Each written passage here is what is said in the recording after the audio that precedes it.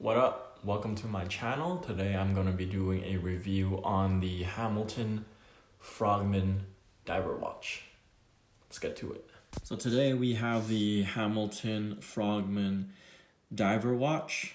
You can see it right here. It's in the blue format.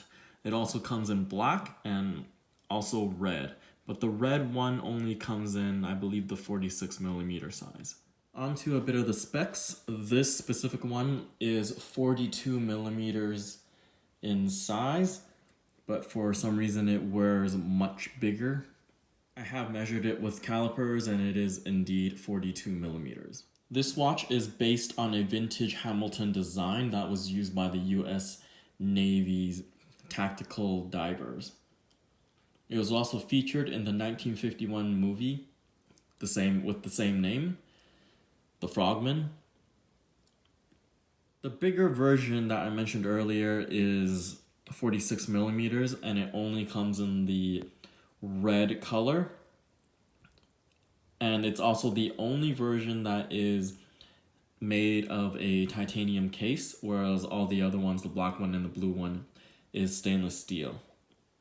You'll notice right away that this watch has a very unique feature to it, and it is the crown right there. Let me show you guys how the crown works. So it's a screw down crown. See? Ta-da! So you unscrew this part and there's like this little lever or lever right there. And it swings away at it, and then you can have at the crown. I guess this, maybe if it's a safety feature, I'm not really sure. I think it looks really cool. It gives it a kind of a Panerai-esque kind of feel. I know a lot of people, one of their gripes is that part. They don't like this chunky thing just sitting asymmetrically on a watch, but I like it. It makes it different and unique in my own opinion. Now onto the movement. This watch features the H10 automatic movement with 80 hours of power reserve. The H10 movement is a rebranded ETA movement, which is also based on another ETA, which is the 2824-2. That's a lot of jargon that I don't really give a shit about. What I do care is the power reserve and that it's 80 hours, which is usually double the standard of I think my Rolex is like 42 hours or 48 maybe. I'm not really too sure, but 80 hours you're good to go.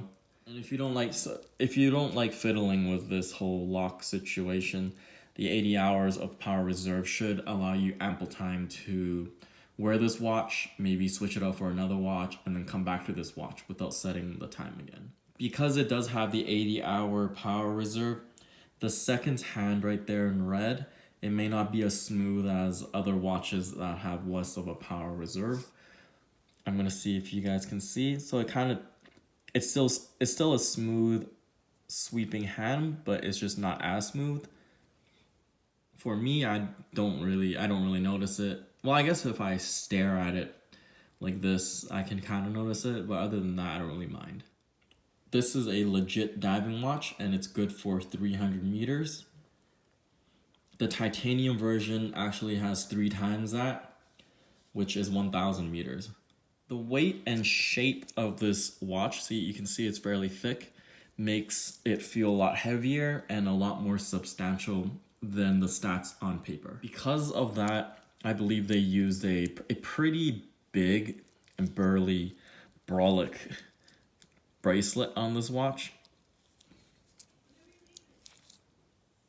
The bracelet is one of the best bracelets I've ever experienced on not just watches around the $1,000 mark, but those aren't scratches. I think that's just dirt. Because when this came in the mail, it had the stickers on it, so it's probably just a little sticky stuff from the stickers. But anyways, the bracelet definitely is one of the best ones and one of the heaviest feeling ones I've experienced. It's similar to Oris. Oris also has a very good bracelet, lots of heft to it. I like big watches, and I especially like watches with big, thick, wide bracelets. I prefer them not to taper. I don't think this one really tapers. I think it's just straight. I kind of like it that way. I like it to feel chunky. Compared to my Longines Hydro Conquest, this bracelet is definitely head and shoulders above that, the quality of it. One of the best parts of this watch is the clasp. Well, not like just normal, it's just a normal clasp. I mean, it's good. But what I like about it is the diver's extension right here. You pull it and it comes out. And to adjust it, there's lots of different points where you can adjust it. So you can get full sizes, half sizes, whatever, however small you want it, however big. And to retract it, you just push it in. To me, that's way better than the Rolex I have. My Batman has an Easy Link, which is fucking useless. And the Submariner has the Glide Lock, which is good. It's the Glide Lock's one of the best ones, but you can't beat the simplicity of this. I mean, you push it and it comes out, and then you put it back in. I mean, how much easier can that get? The bezel has a very smooth clicking, and it's not too it was not too tight, and it's not too loose. It's very easy to, you can hear it too. It just sounds heavy duty.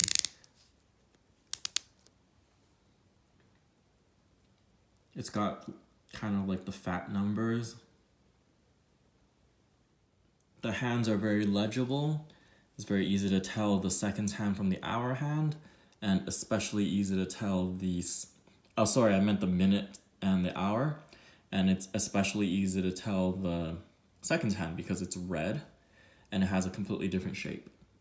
The sunburst dial is very sunbursty. Is that a word? You can see it right now. You see how it shines? It's beautiful. Gorgeous. The MSRP for this watch is about $1,000. On Joma Shop, I got this for, well, first of all, this was a gift from my girl. And on Joma Shop, I think it was like 800 or so, but it's usually around $1,000, somewhere around there. So I would compare this to a lot of other $1,000 watches, which is if you're shopping for something like this, you're probably also looking at the Oris or the Longines Hydro Conquest. Those are both around $1,000 as well. Although I feel like this watch punches way above its MSRP price. I also have a Tudor Pelagos, and I definitely prefer this to the Pelagos, and the Pelagos is about 3 times the price. Overall, I don't have anything really negative to say about this watch.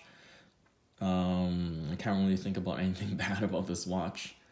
So I definitely recommend this watch if you're in the market for a diver around the $1,000 mark. Or not even just a diver, just a watch in general. If you want an everyday watch, this is perfect. It does sit quite high on the wrist. I'll show you. It is a very big watch. So if you like the smaller watches, this might not be the best idea. So my wrist is about 7. Sorry, the video kind of got cut off. I got a phone call.